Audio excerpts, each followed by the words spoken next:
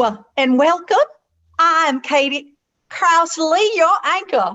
This is Jamie James on the Street Reporter.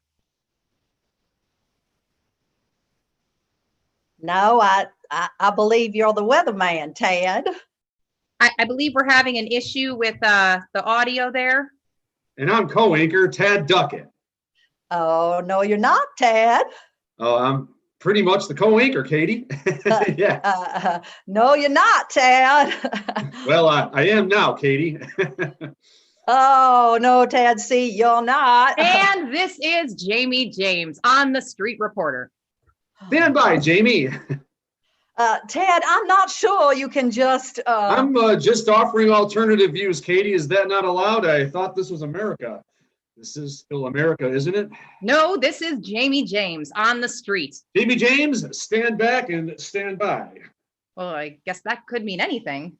Look, I don't subscribe to your deranged definitions and defamations, Katie. I don't believe in your pathetically pompous, politically correct liberal labels and libel, okay? Don't try to push me around with your facts and your numbers. Tad, bless your heart. Let's try to show some restraint, maybe a little class, okay? Try to show a little bit of that so-called tolerance you people are always preaching about. Hey, what does he mean, you people?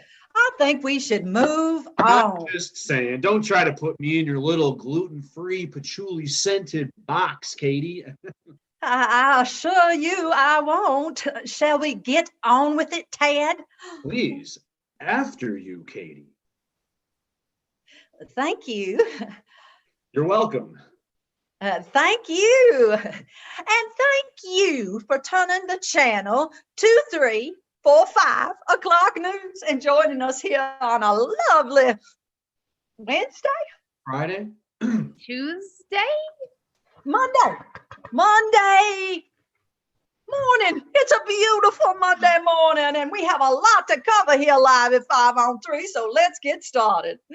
Today, the president... No, he didn't. Today, the president... I don't think so, Katie. Will you shut up, man?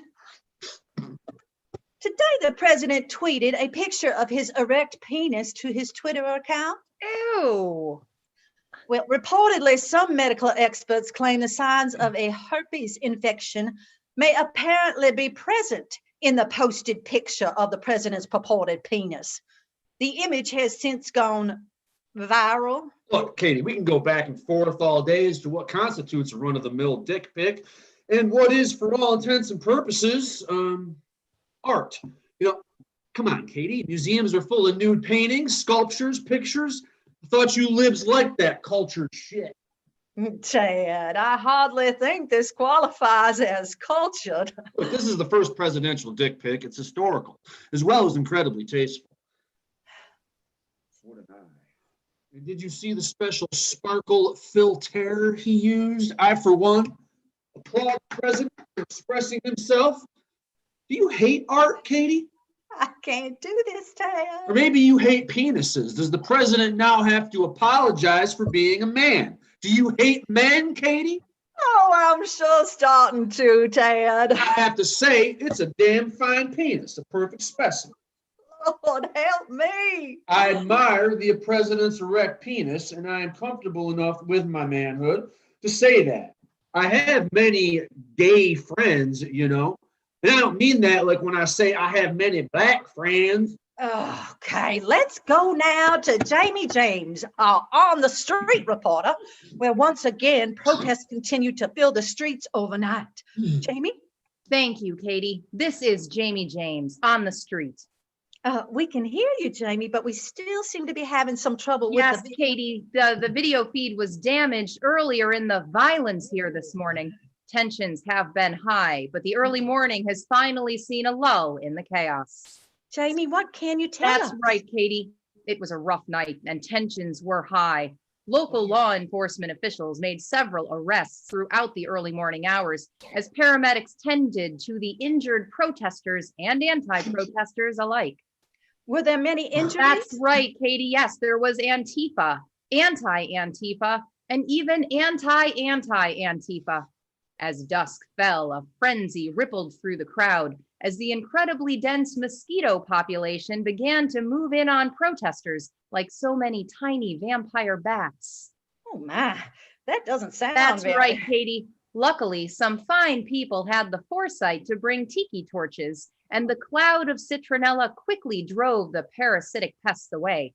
Looters soon depleted the stocks of calamine lotion at neighboring drugstores as police fired upon the remaining mosquitoes. Whoa, Jamie, did you just That's say right, Thad. Uncertainty still hangs in the air like the stench of fermented dookie from so many backed up septic systems.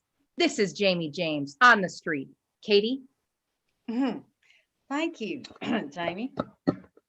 Today marks the first day of school for children and teens across the state. As distancing restrictions are lifted, students attending class will need to follow the newly approved PPE guidelines, which consist of specially filtered, hermetically sealed, individual bubble boy containment systems. Jamie, where are you? Oh, yes, Katie. This is Jamie James on the street reporter. I am currently downtown at the Federal Building where protesters are beginning to regroup and gather. You know that we can see you now, Jamie. Oh, busted! I'm home, okay? It's fucking insanity out there. Besides, my kids are finally out of the house. This is the first moment that I've had to myself in months. I haven't successfully masturbated since Valentine's Day. That's hot. And what are the protests you spoke of? The chaos, the carnage, the broken video feed? My kids, Katie. My fucking kids. I swear to Christ, they're like fucking animals. I mean, they have been so far up my puckered sphincter, I can still taste their filthy, grimy hands in the back of my throat. That's gross. Now, Jamie. I just want to be able to take a shit without the world falling apart. You know? Is that too much to ask, Katie? I mean, is that just too much to ask? Just one quiet, uninterrupted shit. This is Jamie James on the street. Back to you, Katie. Well, Godspeed to you, Jamie. As wildfires continue to spread through 17 states. Oh, the flu kills more trees every year, Katie. Let's not give in to fear. God, officials now want... You have got to be kidding me. There is a swarm of killer bees that has made its way into the United States. I mean, apparently ignoring the literally tens of feet of border wall. Well, here we go. First the bees are dying, now they're going to kill us. Sounds like you better get your facts straight, Katie. Bees are good for the environment. They make honey. What's wrong with honey? Nothing, Tad. I'm sure killer bees hate killer honey. I mean, are you against natural sweeteners? Do you hate the environment, Katie? Okay. How about some weather, Tad?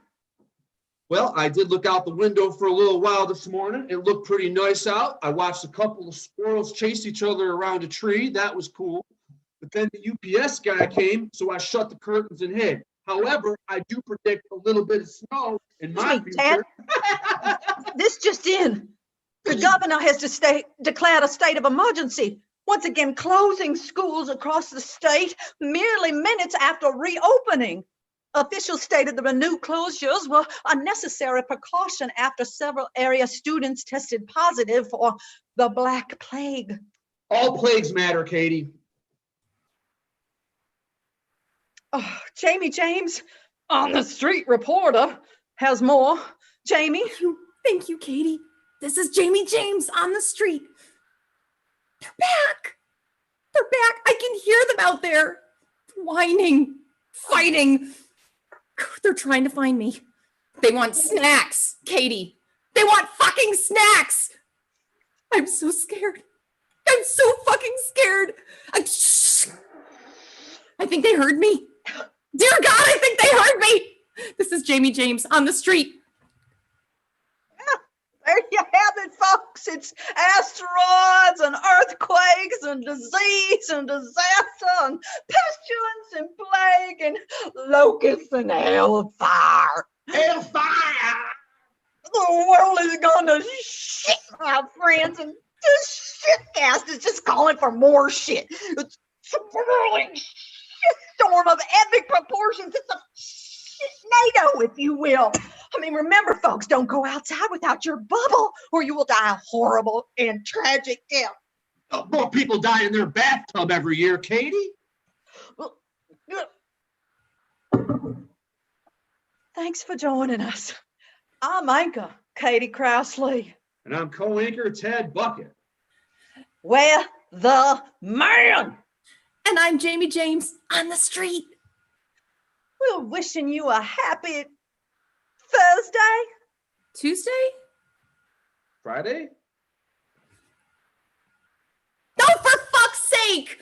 Can I just take a shit in peace? God.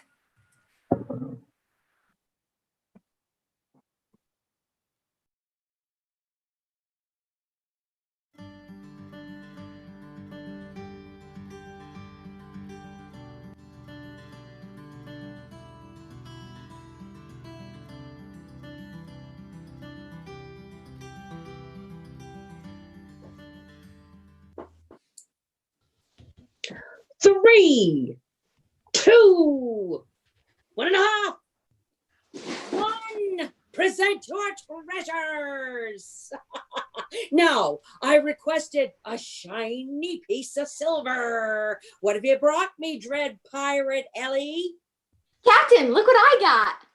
Oh, very nicely done. Nicely done. Now, Des, what have you brought me? Oh, why didn't I think of that? Next one, Des. Lady. Oh, and Mina, last but certainly not least. Oh, small but mighty and beautiful to boot. Well done, Mina. All right, you landlubbers. So you found some silver. Let's see if you can bring me I know. Oh, some gold. Yes. Come on. Good boy, yes, Pete. Oh, Avast, who goes there? Hey, Mom. Where are the kids? Are they be out hunting for treasure? Oh, Dead parrot. thanks for doing this, Mom. I know it's really fun for them. Oh, please. I'm glad they're having fun because I'm having a blast. How are you feeling? Oh, fit as a fiddle and in fine fettle. Mom, I think I may have missed my calling. I'm just asking.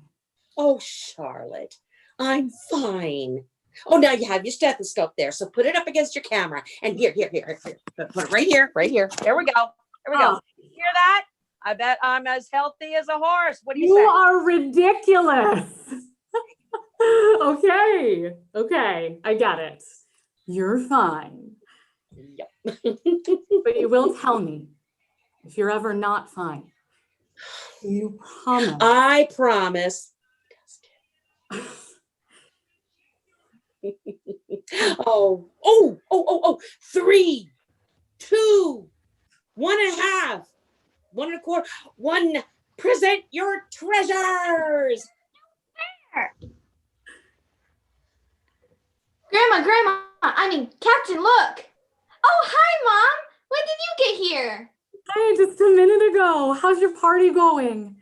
Oh, it's great. Check out the gold I found. Oh, very impressive. I trust that my priceless earring will find its way back to its partner very, very soon, yes? Yeah. Now, all right, Des, you're up. What did you find? Oh, wow. A real duck balloon. A very clever find. And Mina, what have you got? Oh, of course, you wee creative rascal. Oh, Desi, you think you can Oh, hold on a sec, Ellie. We'll be right back. Wait, where are we going? Oh, yeah. Come right back. Yeah. Okay. So, Charlotte, how's your night going? Good. Ellie, how is your party so far? What have you done already? Tell me. Well, first we watched Treasure Planet. Then Grandma. Ah, that's Captain Bev, greatest grandma of the high seas. Then Grandma had us go on a treasure hunt. Oh, yeah, I saw the tail end of that. Oh, Ellie, did you remember to put the clothes in the dryer? Yep. Oh, except for my green sweater. Your sweater. I put it in your closet. You are the best, kiddo. Okay, I gotta get back to work. Have an amazing rest of your party, and I'll be home by 11:30, okay? Okay. Okay, I love you. Bye-bye. Love you. Bye. Oh, and how are you enjoying your day, my Ellie? It's great, Grandma. Yeah? Yeah. Thank you so much for helping me have a party after all. Oh, of course, my dear.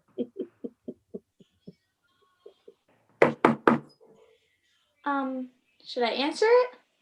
Oh, well, why don't you take me with you and we'll investigate together? Okay.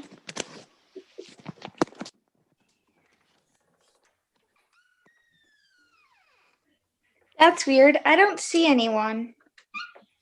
But there is a box.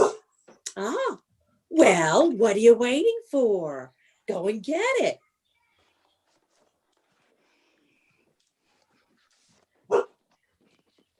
Oh, go on, Elle. Open it up. Grandma! Did I get you? You did this? Well, you better set that candle up, Elle. Don't forget to make a wish. Of course. Hooray! 3 cheers for Ellie. Hip, hip, hooray! Hooray! Hip, hip, hooray! Hip, hip, hooray! Hooray! For Elle's a jolly good fella. For Elle's Elle's a a jolly jolly good good fella. fella. For For Elle's a jolly good fella. Which nobody can Can deny. Ooh. Now we go. Wow, this is so good. Oh, I made it myself. No, you did not. Yeah. She did. It was a team effort. Mina took care of the baking. I took care of the delivery. And I made sure Mina didn't forget and spoil a surprise. Hey, I didn't spoil it. Oh, no, you didn't, my dear.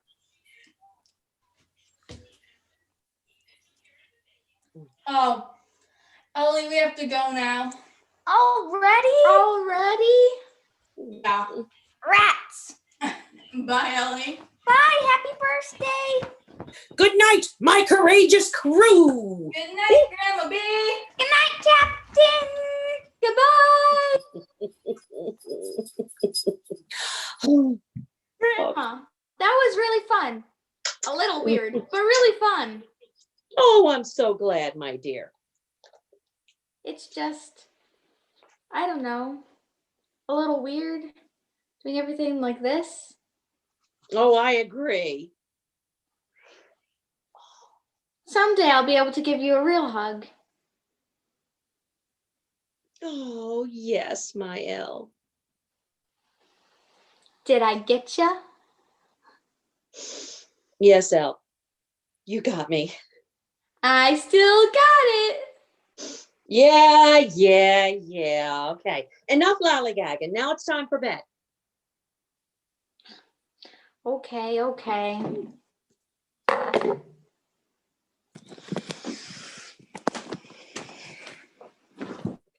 Hey,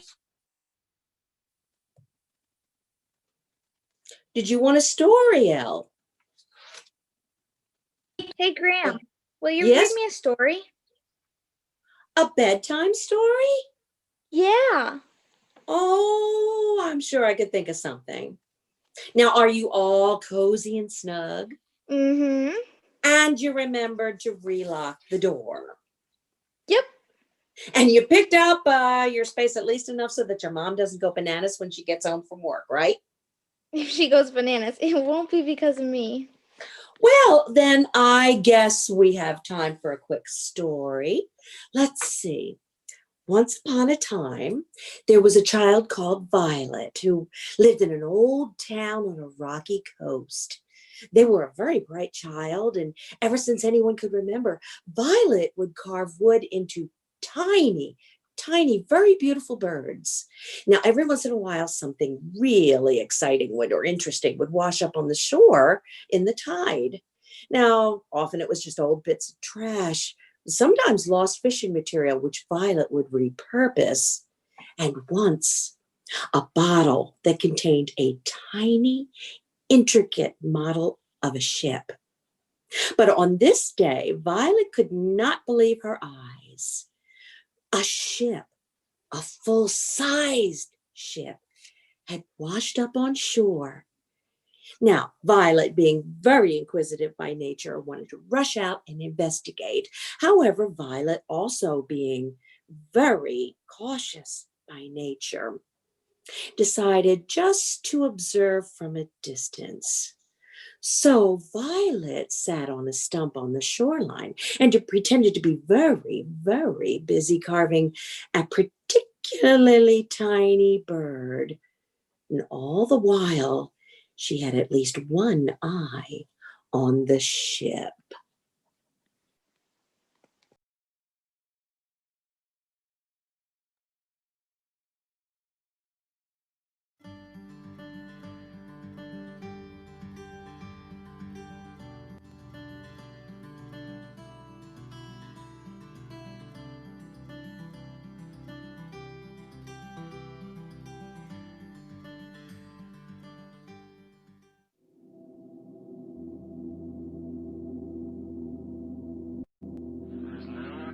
There's some type of strange flashing red light ahead. It's yellow. I saw a yellow tinge in it too. It's brighter than it has been. Yellow. It's coming this way. It is definitely coming this way. There is no doubt about it. This is weird.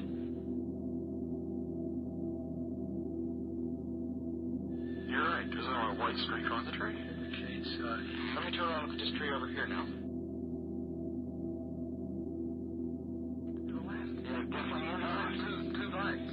One light to the front and one light to the left. Keep the flashlights off. There's something very, very strange.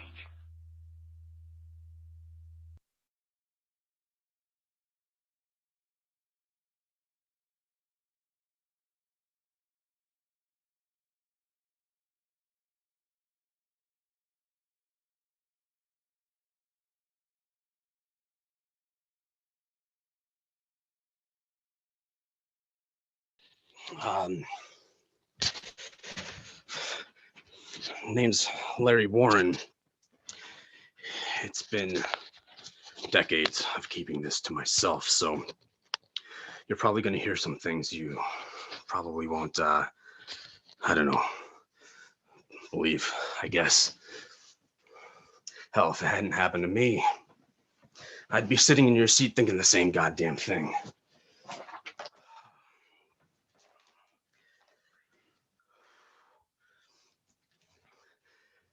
It was Christmas Eve. I was a security airman for the 81st Tactical Fighter Wing stationed at RAF Bentwaters Base in Suffolk, England. There was this thick stretch of woods near the base called Rendlesham Forest. I remember hearing all these stories of ghosts and strange creatures littering these woods for centuries. I figured they were tales they'd tell us younger guys to scare us while we were on guard duty at night. It worked. Perimeter 15. Hours of nothing, just staring at the blackness of the forest, eerily quiet, no crickets, no voices, not even a small gust of wind. Just the slow patterns of my own breath and my heart beating like a muffled drum. My radio starts blaring this harsh static, and then I hear a vehicle coming towards me, fast. In seconds, my superior, Sergeant Bustinza, tells me to hop in the security truck. we were being ordered to investigate something out in the woods.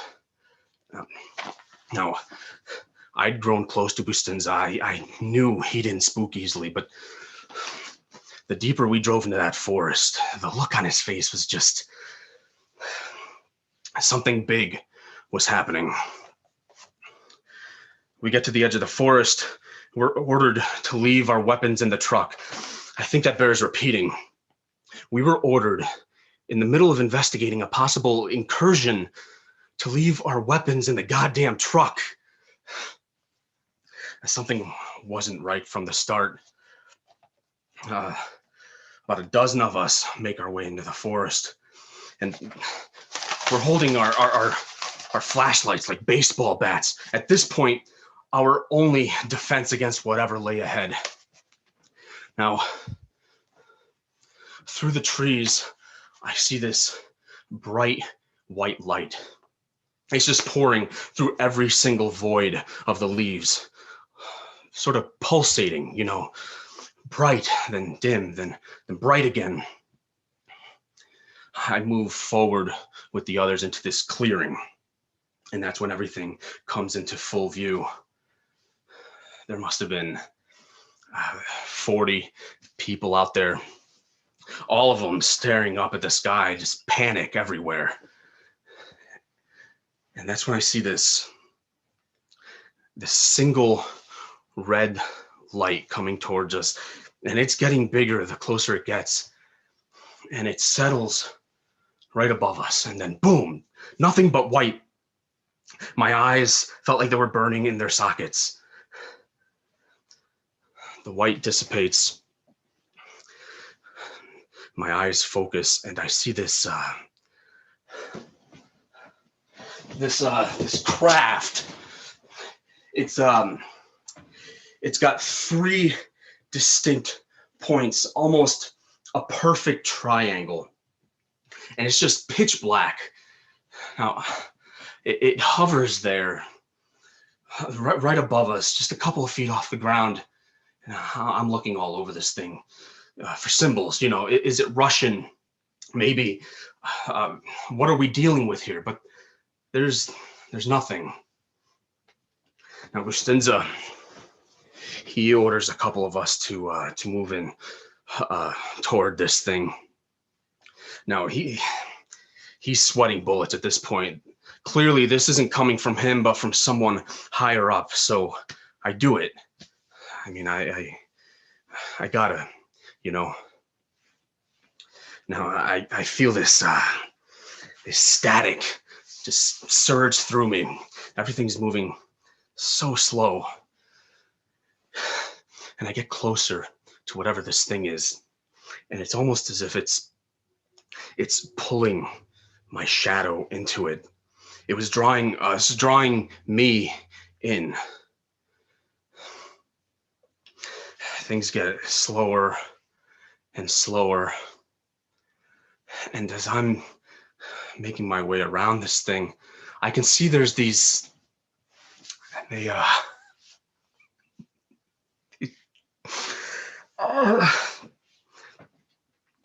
first thing that comes to my mind, I'm not shitting you here. I say to myself, why are there children out here? This is a highly sensitive military situation. But the closer I get, it's becoming more clear that these weren't children at all.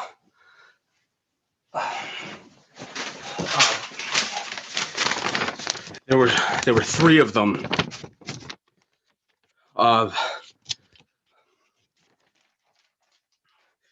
A small, slender.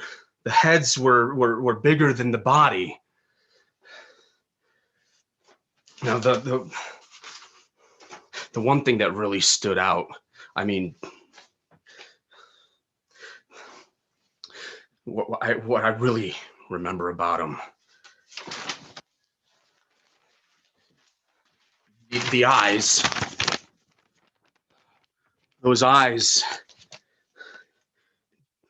deep black spheres. The light was bouncing off of them like glass. They were They were beautiful. Now, these things are looking up at our wing commander, Gordon Williams. He's looking down at them, and there's some sort of communication between them. No words spoken. In their Williams, he's trying to keep calm, but I can see the sweat pouring off of him in the freezing air. And at this moment, he turns to one of his officers and he whispers something to him. Now, at this moment, Bustinza orders us all back into the trucks. We're to immediately return to the base. So we're all huddled in the trucks and everyone's just sitting there in complete silence. And we make our way to the base, and when we get there, I walk up to Bustinza. What are we dealing with here? I asked him. And he just looks at me and he says, Larry, we weren't ready for this. And with that, I make my way back to the barracks. I take off my uniform and I just lay in bed, trying to make sense of it all. Warren, you're to report to Major Zickler immediately. There's an MP at the doorway of the barracks. I struggle to my feet, and I'm escorted across the base to this debriefing room where we're all ordered to sign these pre-typed statements of what we saw, aren't even allowed to read them. They sit us down in front of two men in business suits. Next to them is Major Zickler. He introduces them as members of the Armed Forces Security Service. There were no pleasantries. The first guy steps up. What you men saw last night represents a technology far more advanced than our own. This technology comes from an off-planet civilization, one of many civilizations that visit from time to time. It was so blunt, to the point. I mean, how do you tell someone something like that with such, and we're supposed to just sit there, listen, and accept it? The other guy comes up. Nothing, absolutely nothing that you saw last night is to ever be spoken of. If we discover that you have done so in any way whatsoever, you will be dealt with accordingly. I'm 19, naive, so I speak up. What do you mean accordingly? The guy looks straight at me. What's your name? Larry. I tell him. Warren. The other guy scribbles something in his notebook. My name. Well, Larry Warren, bullets are cheap. This wasn't a joke. He meant it.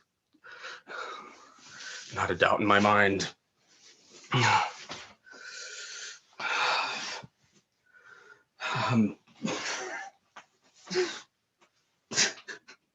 A couple of days later, they find Bustinza in a security truck.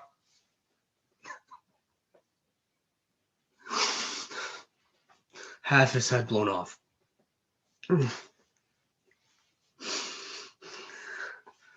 Self-inflicted, they told us. I couldn't stay there. I couldn't keep doing this job knowing that this shit was happening. How many times had they kept these things quiet? This isn't what I signed up for. I started acting out any chance I got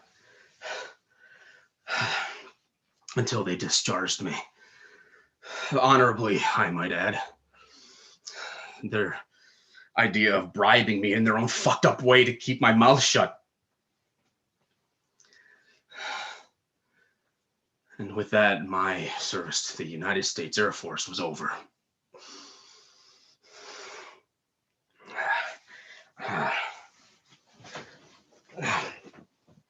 Now I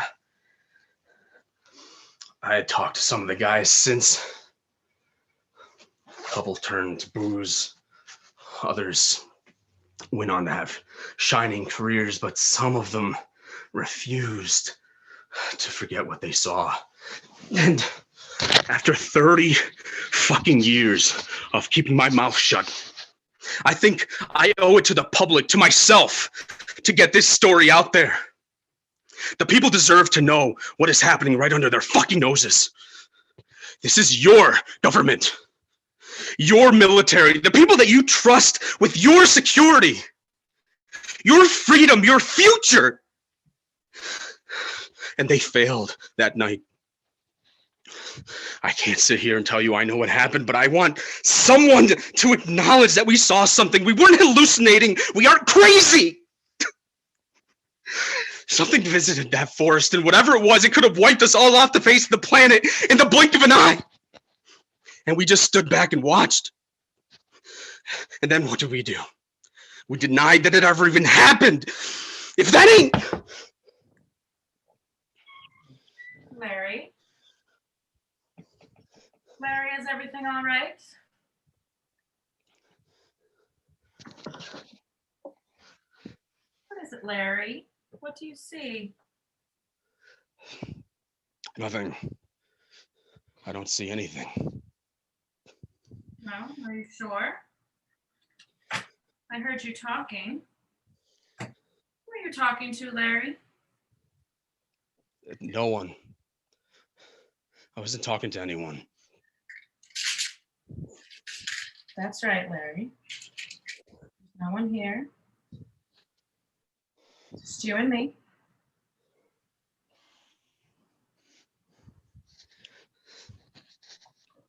What is it that we always say, Larry? What is it that we must remember? Come on, Larry, what is it? Bullets are cheap. Yes. Good. Very good. The doctor would like to see you, Larry. Why don't you come with me and we'll talk. Oh, just you and me and the doctor. Just you.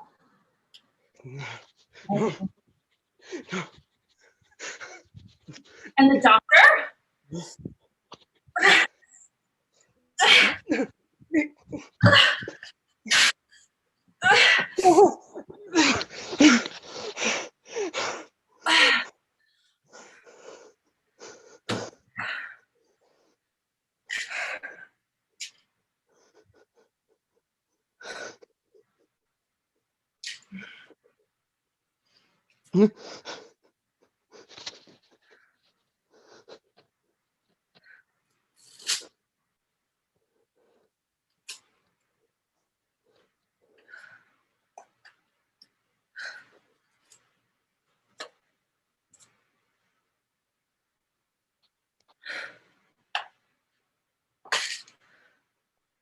Just you and me and the doctor. How's that sound?